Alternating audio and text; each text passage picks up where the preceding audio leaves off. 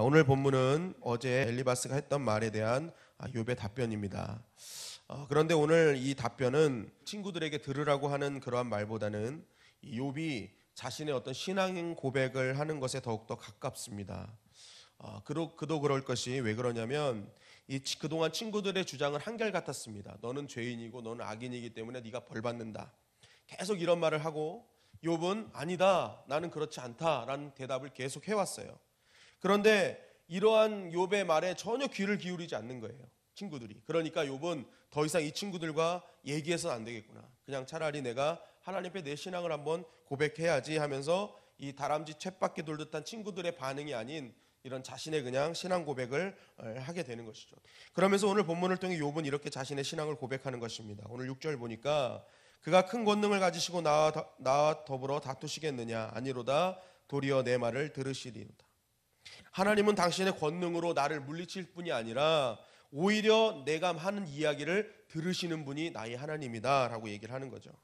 그리고 7절에 거기서는 정직한 자가 그와 변론할 수 있은즉 내가 심판자에게서 영원히 벗어나리라. 하나님 나라의 의인이라면 하나님과 대화할 수 있다. 결국 나는 하나님 앞에 의인이기 때문에 나는 영원한 심판에서 벗어날 수 있다, 그런 어떤 고백입니다. 그리고 8절 9절에 보면 그런데 내가 앞으로 가도 그가 아니 계시고 뒤로 가도 보이지 아니하며 그가 왼쪽에서 일하시나 내가 만날 수 없고 그가 오른쪽으로 돌이키시나 배울 수 없구나. 동서남북 어디서나 상하좌우 어디서나 다 하나님이 계신데 현재 나는 그 하나님을 볼 수 없다. 그러니까 이 믿음이 대단한 거죠. 하나님은 어디서나 계신다는 거예요. 편재하고 계시다. 어디서나 계시는데 나는 그 하나님을 진짜 현재는 볼 수 없다. 근데 14절 말씀해 보니까 그런즉 내게 작정하신 것을 이루실 것이라 이런 일이 그에게 많이 있느니라. 내가 어디서나 계시는 하나님을 지금은 배울 수 없지만 그러나 하나님은 오늘도 나를 향한 계획을 계속 행하고 계신다. 그리고 그 계획은 오늘로 끝나는 것이 아니라 내일도 앞으로도 나의 전반의 모든 인생을 하나님은 나를 향한 계획을 갖고 계신 분이다. 그러면서 15절 그러므로 내가 그 앞에서 떨며 지각을 얻어 그를 두려워하리라. 그러니 정말 내 눈엔 보이지 않지만 항상 내 앞에서 나의 삶의 모든 것을 주관하시는 그 하나님 앞에서 나는 놀라지 않을 수 없다. 그분을 생각하지 않을 수 없다. 그러니까 이런 하나님을 생각하는 것만으로도 나는 굉장히 두렵고 떨린다. 그것은 굉장히 당연한 것이다 라는 것이 오늘 욥의 주장인 것입니다. 여러분, 욥이 이 신앙의 고백이 얼마나 대단합니까? 자신은 지금 너무나 비참한 상황인데도 불구하고 이 모든 것도 하나님 뜻 안에 있는 것이고 앞으로도 하나님은 계속 나를 향해서 역사하실 것이다. 이러한 어떤 신앙 고백은 정말 대단한 신앙 고백이라는 것을 우리는 발견하게 됩니다. 그렇다면 여기서 궁금한 것이 있습니다. 도대체 욥은 어떤 신앙을 갖고 있었기에, 어떤 신앙의 모습이 있었기에 이런 아름다운 신앙 고백을 할 수 있었는가? 우리랑 똑같은 성정을 갖고 있는 사람인데도 불구하고 왜 고난 앞에서 욥은 우리랑 다른 고백을 할 수 있었는가? 그 이유가 오늘 본문 10절이 말하고 있는 것입니다. 오늘 10절 말씀에 보면 그러나 내가 가는 길을 그가 아시나니 그가 나를 단련하신 후에는 내가 순금같이 되어 나오리라. 욥의 그 신앙의 고백, 이런 신앙의 고백을 나올 수 있었던 가장 큰 핵심은 바로 이 말씀입니다. 이 말씀인데 한마디로 욥은 보는 것이 달랐어요. 보는 것. 한번 따라하시겠습니다. 보는 것이 달랐다. 네. 무슨 말이냐면 한번 말씀을 잘 보세요. 자, 욥은 그러나 내가 가는 길을 그가 아시나니, 하나님께서 나의 가는 길을 이미 다 아신다는 거예요. 그것을 다 믿는다는 거예요. 그런데 그 길을 가다 보니까 어떤 일이 일어났어요? 단련시키는 고난이 일어난 거예요. 단련시키는. 그러니까 하나님의 다 아시는데 그 길을 따라가다 보니까 단련시키는 고난이 확 와버린 것입니다. 한마디로 고난이 눈에 보인 거예요. 이 힘든 것이 눈에 보인 거예요. 여러분, 우리 눈에 고난이 보이고 문제가 보이면 어떡합니까? 대부분의 사람들은 고난을 자꾸만 묵상하죠. 문제를 자꾸만 묵상해요. 이 문제를 어떻게 해결하지? 이 문제를 어떻게 할까? 하다 보면 문제가 문제를 낳습니다. 문제를 고민하고 묵상하다 보면 또 다른 문제가 튀어나오고 그 문제를 또 묵상하다 보면 또 다른 문제가 되고, 야, 이거 큰일 났네. 그러다 보니까 이제는 큰일 났네가 되는 거예요. 이거 해결하면 안 되는데, 이거 해결 못하면 안 되는데 하면서 문제를 묵상하게 되고 그 문제는 결국 큰일 날 일이 돼버리고 마는 것입니다. 그래서 사단이 가장 믿는 자들을 유혹하는 방법 중에 하나가 문제를 묵상하게 하는 거예요. 자꾸만 고난을 묵상하게 하는 거예요. 하나님의 자녀들은 하나님을 묵상하고 말씀을 묵상하도록 태어난 존재인데 자꾸만 하나님 묵상하는 것을 못하게 하고 문제를 묵상하게 해서 자꾸만 내 인생은 문제 있는 인생으로 만들어버리는 것이죠. 그런데 욥에게도 그런 고난이 분명히 찾아온 것입니다. 그런데 욥의 신앙은 이 단련하는 것, 고난하는 것에서 멈추지 않았죠. 고난이 찾아왔을 때 고난을 묵상하는 것이 아니라 그 너머에 있는 순금을 보는 일이 순금을 보는 자였다는 거예요. 그 순금이 무엇입니까? 이 단련하신 후에 고난 뒤에 역사하실 하나님의 은혜, 하나님의 상급, 어떤 순금 같은 신앙, 이것을 보는 눈이 있었다는 거예요. 그러니까 욥은 고난만을 보는 게 아니라 그 너머에 있는 하나님의 역사를 보는 눈이 있었다는 것입니다.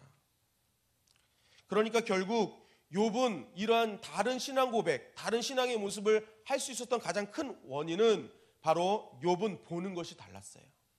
그러니까 사람들이 고난만 보는 그 시점에서 욥의 친구들은 고난만 보잖아요. 고난만. 그 뒤에 너머에 있는 순금 신앙을 못 보잖아요. 하나님의 역사하심을 못 보잖아요. 근데 욥은 그 너머를 보고 있었다는 거예요. 그러니까 애시당초 친구들과 욥은 보는 것이 다르니까 대화가 안 되는 것입니다. 우리도 인생을 살다 보면 믿음을 갖고 있는 사람과 믿지 않는 사람과 대화하면 대화가 안 되잖아요. 그러니까 무슨 얘기를 해도 설교를 들어도 믿는 사람들은 다 이해가 되는데 하나님을 만나지 못하고 예수님을 영접하지 못한 사람들에게 그 얘기를 하면요, 그 얘기가 안 되는 거예요. 얘기가 안 되는 거예요. 오늘 욥과 친구들의 신앙도 마찬가지입니다. 욥의 세 친구들은 신앙이 있다고 했지만 사실은 보는 것이 달랐기 때문에 이 얘기가 안 맞는 것입니다. 결국 우리가 이 욥의 고백을 통해서 깨닫는 영적인 진리는 결국 우리가 이 땅을 살면서 무엇을 보느냐에 따라서 운명이 결정된다는 것입니다. 여러분, 예레미야서 1장 11절을 보면 하나님께서 이런 말씀을 하십니다. 여호와의 말씀이 또 내게 임하니라. 이르시되 예레미야야 내가 무엇을 보느냐 하시매. 하나님께서 예레미야 선지자에게 딱 나타나서 얘기하십니다. 너 지금 뭐 보고 있니? 물어보시는 거예요. 너 지금 뭐 보고 있어? 그랬더니 이제 예레미야 선지자가 지금 살구나무 가지를 보고 있습니다. 얘기해요. 그리고 나서 또 또 하나님께서 말씀이 임하면서 또 13절에 너 뭐 보고 있니? 라고 물어봅니다. 그러면서 이제 예레미야는 끓는 가마를 보나이다 하고 대답을 합니다. 그러니까 네가 잘 봤다. 네가 잘 봤다. 하나님이 얘기하시거든요. 결국 하나님은 우리가 지금 뭘 보고 있느냐, 정확하게 보고 있느냐, 이것을 굉장히 궁금해하고 계시다는 것입니다. 왜 그러냐면 이 보는 것이 생각으로 연결되고 생각은 행동으로 연결되기 때문입니다. 여러분, 히브리어로 눈을 아인이라고 합니다. 아인. 근데 이 눈의 본 뜻이 뭐냐면 샘, 원천이라는 뜻이에요. 샘, 원천. 우리 눈이 원천이라는 거예요. 그게 무슨 말입니까?